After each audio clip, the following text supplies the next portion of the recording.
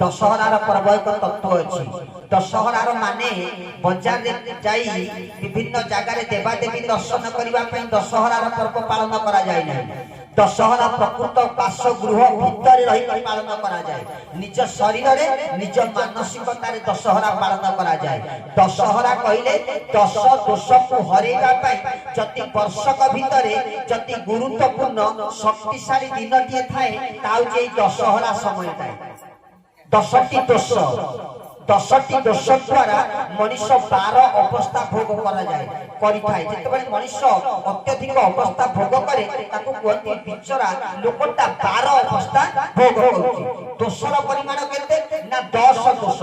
10 इंद्रिय मानक द्वारा नानादी प्रकार असह्य दोष मान आमे भोग करबा को पड़िथाउ। तेनु 10टी दोष को हरेगा पाई दशहरा पर्व जे कौनसी दोष हो कौनसी निशा द्रव्य अभ्यस्त रे हो बा गुरु प्रदत्त मंत्र आमे आनिले शपथ कले प्रत्येक दिन ब्रह्म मुहूर्त रे 3 टारु 6 टा मध्य रे आमे उठिकी गुरुकर कर्मयोग धर्मधारा पालन करिबा। अपराह्न 3 टारु 6 टा मध्य रे कर्मयोग धर्मधारा पालन करिबा। हेले हमर गोटा दोष अछि इंद्रिय मानकर प्रभाव रे निद्रा आमे घारी जाउ उठिबा तो आउरी 5 मिनिट अछि आउ। एई प्रकार रो दोष को जदि केबे हरेबा पई आपण माने चेष्टा करिबा इच्छा प्रकट करूचंती दशहरा रे हरा काहेकि ना सेतेबेले धरा पृष्ठ रे मातृ शक्ति जागृत थाए।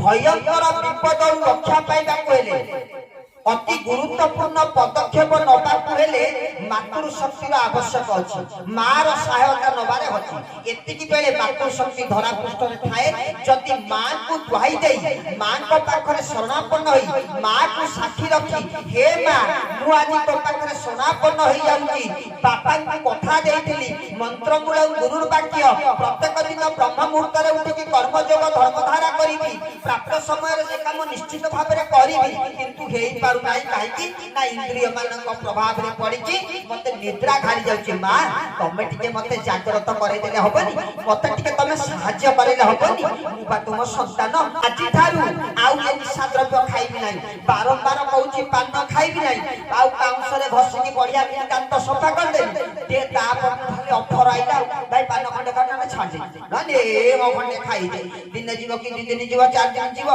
पुनी जो कथा को सही कथा ना नहीं मते जेते माखिबु माके कुसई जड़ पोड़ा काटी जति किछि छाड़ीबार अछि। एई मातृ शक्ति थिला बेले दशहरा रे 10टा न हरे कि गोटिए गोटिए हरु नांती गोटिए गोटिए हरेले 10 वर्ष रे दशहरा पर्व आपनकर पालन होई जिवो।